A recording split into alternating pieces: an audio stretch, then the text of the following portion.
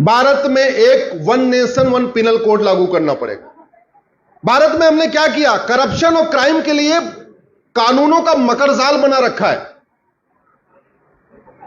जैसे आप लोग डायरी यूज करते हैं, अगर आपकी जनवरी की एक डायरी हो, फरवरी की एक डायरी हो, मार्च की एक डायरी हो, अप्रैल की एक डायरी हो, मई की एक डायरी हो, साल की 12 डायरी हो, उसको मैनेज करना, मेंटेन करना आसान है या 12 महीने की एक डायरी है उसको आसान है? जोर से बोलिए जरा, अगर एक डायरी आसान है।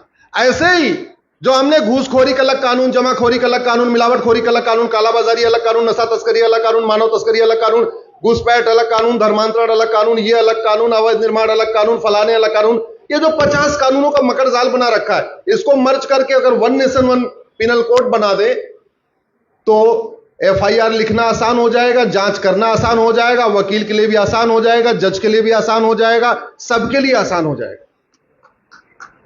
भारत में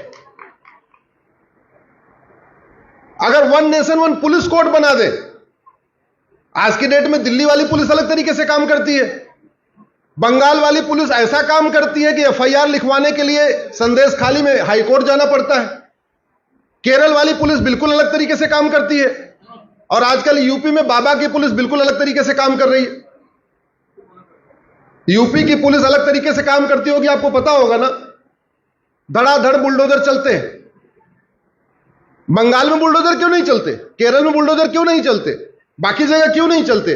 क्योंकि पुलिस हमारे स्टेट सब्जेक्ट बना हुआ है।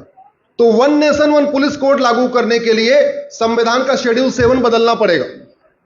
अब शेड्यूल 7 बदलना है तो आपको लोकसभा में 2/3 मेजॉरिटी चाहिए, राज्यसभा में 2/3 चाहिए। मान लीजिए वर्तमान जो सबसे बड़ी पार्टी है एनडीए, इसके पास राज्यसभा में 117 सांसद हैं, यानी सिंपल मेजॉरिटी से भी 4 कम है। दूसरा क्या तरीका है, लोकसभा और राज्यसभा की ज्वाइंट बैठक बुलाई जाए, उस ज्वाइंट बैठक में 521 सांसद कहें one nation one police code होना चाहिए। 521, तो राज्यसभा में 117 है, टोटल चाहिए 521, तो लोकसभा में कितना चाहिए? 521 माइनस 117 कितना हो गया? 404। तो अब की बार कितना चाहिए one nation one police code बनाने के लिए? जोर से बोलिए, 404। अब की बार, अरे वो अब की बार 400 पार तब होगा जब आप वोट करोगे, आपके दोस्त वोट करेंगे, आपके रिश्तेदार वोट करेंगे, आपके मोबाइल में जितने लोगों का कांटेक्ट है सबको एसएमएस करोगे, सबको फोन करोगे, सबको व्हाट्सएप पे मैसेज डालोगे, अपने फेसबुक पे लिखोगे, अपने ट्विटर पे लिखोगे, अपने इंस्टाग्राम पे लिखोगे, तब तो 400 पार होगा। 400 पार करने के लिए 80% वोटिंग चाहिए। 80% वोटिंग हो जाए 400 पार हो जाएगा। 400 पार हो जाएगा, one nation one police code भी बन जाएगा, one nation one penal code भी हो जाएगा। 400 पार करने के लिए झूठ को गंभीर अपराध बनाना पड़ेगा। हमारे देश में झूठ बोलना फ्रीडम ऑफ एक्सप्रेशन है।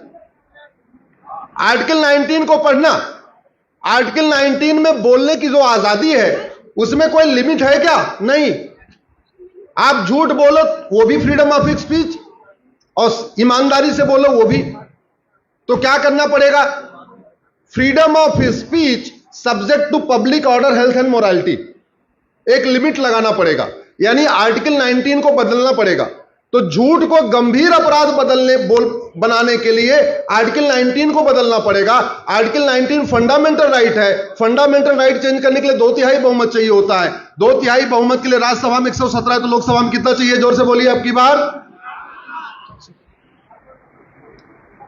फ्रीडम ऑफ एसोसिएशन यानी संगठन बनाने का अधिकार आर्टिकल 19 से आता है। यह एकल अभियान भी आर्टिकल 19 के अंतर्गत बना हुआ है।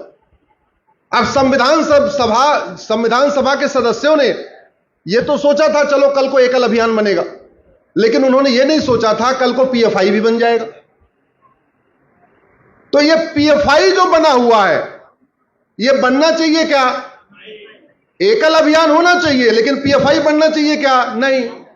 तो आर्टिकल 19 में बदलना, लिखना पड़ेगा freedom of association subject to public order, health and morality. तब जाके आप पीएफआई पे कंप्लीट बैन कर पाएंगे। अभी पीएफआई पे 5-5 साल का बैन लगता है। क्यों? क्योंकि संविधान का आर्टिकल 19 उसको अधिकार दे रहा है। हम चाहते हैं देशद्रोही संगठन, भारत के खिलाफ संगठन जो जितने हैं उनको परमानेंट बैन हो जाए। वो बैन तभी लग सकता है जब आर्टिकल 19 में चेंज किया जाए। भारत में दुनिया के सारे देशों ने झूठ को पकड़ने के लिए, सामान्यतया अधिकांश एडवांस कंट्रीज ने झूठ पकड़ने के लिए narco polygraph brain mapping lab बना लिया। हमने भी एआई पे काम शुरू कर दिया। एआई में इतनी तरक्की हो रही है, लेकिन झूठ को पकड़ने के लिए नार्को पॉलीग्राफ ब्रेन मैपिंग कानून नहीं है और झूठ को पकड़ने के लिए narco polygraph brain mapping lab नहीं है।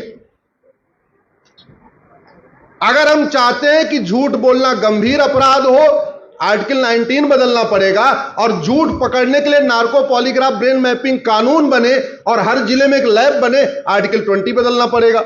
अब आर्टिकल 20 बदलना पड़ेगा, 20 फंडामेंटल राइट है, इसलिए अब की बार भारत में जस्टिस फंडामेंटल राइट है, लेकिन जस्टिस विद इन आवर की जस्टिस विद इन डे की जस्टिस विद इन मंथ कि जस्टिस विद इन वीक या जस्टिस विद इन डिकेड कहीं लिखा नहीं है।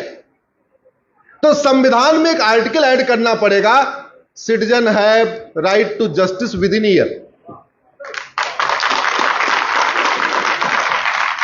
अब इतना लिखने के पहले, जैसे आर्टिकल 21 था राइट टू लाइफ लिबर्टी, शिक्षा का अधिकार आया तो आर्टिकल 21A हो गया, उसी में जस्टिस का अधिकार, justice within year, article 21B करना पड़ेगा, 21B जोड़ना पड़ेगा। अब 21B जोड़ने के लिए फंडामेंटल राइट को बदला जाएगा, इसलिए अब की बार क्या करना पड़ेगा,